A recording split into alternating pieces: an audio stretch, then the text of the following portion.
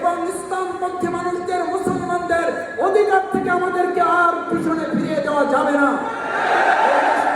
স্বাধীনতা এবং ইসলামকে যারা মুখোমুখি দাঁড় করিয়েছিলেন, এদেশের স্বাধীনতার মহান যুক্তিযুদ্ধকে টুপিওয়ালা দাড়িওয়ালাদের মুখোমুখি দাঁড় করিয়ে যারা নতুন একটা প্রেক্ষাপট তৈরি করেছিলেন, তাদের কারণে 2024 সালের 5ই আগস্ট নতুন স্বাধীনতা অর্জন করতে হয়েছে। এদেশের মানুষ আর মনে করে না বাংলাদেশের ইসলামপন্থী এবং এদেশের দেশপ্রেমী মানুষদেরকে মুক্তিযুদ্ধ, স্বাধীনতা এবং আমাদের এই প্রিয় মাতৃভূমির দেশপ্রেমকে মুখোমুখি দাঁড় করে আর কোন ষড়যন্ত্র বাংলাদেশে বাস্তবায়ন করতে দেওয়া হবে না। এখন যারা দুর্নীতির এবং